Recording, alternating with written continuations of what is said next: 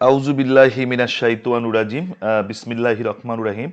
সুপ্রিয় দর্শক শ্রোতা, আমরা আজকে কথা বলবো ইখলাস বা একনিষ্ঠতা নিয়ে। এবং এই ইখলাস বা একনিষ্ঠতা নিয়ে আল্লাহ তাআলা যে আমাদেরকে আদেশ দিয়েছেন বা ইবাদত করার যে নির্দেশনা দিয়েছেন, সেগুলো নিয়েই আমরা আজকে কথা বলবো। যে আল্লাহ আমাদেরকে কিভাবে চলতে বলেছেন, এবং আমাদের এই তাকওয়া বা এই যে বাহ্যিক যে কাঠামো, সেগুলো কিন্তু আসলে আল্লাহর কাছে কোনো কিছুই পৌঁছায় না। পৌঁছায় শুধু কি তার তাকওয়া এবং এই যে ইখলাস বা একনিষ্ঠতা। আল্লাহ তাআলা যদি সূরা জুমার আমরা 2 এবং 3 নম্বর আয়াতের দিকে তাকাই, তাহলে সেখানে আল্লাহ তাআলা বলছেন, আমি তোমার প্রতি এই কিতাব সত্য সহ নাজিল করেছি, অতএব নিষ্ঠার সাথে তুমি আল্লাহর ইবাদত করো। আর জেনে রাখো, একনিষ্ঠ ইবাদত একমাত্র আল্লাহর জন্যই। আরেকটি সূরা যদি আমরা দেখি, সেখানে আল্লাহ আরেকটু ইবাদত করতে আদেশ করেছেন। সূরা বাইনার 5 নম্বর আয়াত যদি আমরা দেখি, সেখানে আল্লাহ বলছেন, তাদেরকে এছাড়া আর কোনো নির্দেশ করা হয়নি যে তারা খাঁটি মনে একনিষ্ঠভাবে আল্লাহর ইবাদত করবে, নামাজ প্রতিষ্ঠা করবে ও জাকাত দেবে, আর এটাই হচ্ছে সঠিক দিন। এখানে স্পষ্টভাবে আল্লাহ কিন্তু কয়েকটি বিষয়ের কথা উল্লেখ করেছে।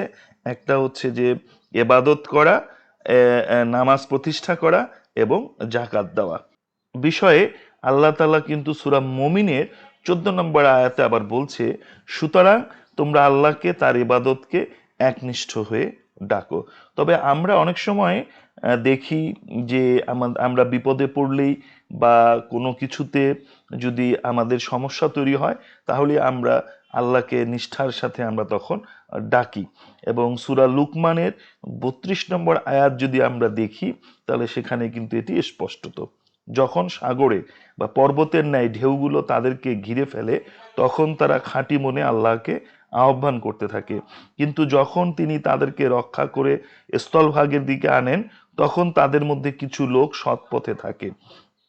যেমন আমরা যদি দেখি যে সামুদ্রিক ঝড়ের সময় সবাই শিরক ও নাস্তিকবাদ পরিহার করে এক আল্লাহকে ডাকতে থাকে, কিন্তু নিরাপদে উপকূলে পৌঁছার পর অল্প সংখ্যক লোকেই এই অভিজ্ঞতা থেকে স্থায়ী শিক্ষা লাভ করে।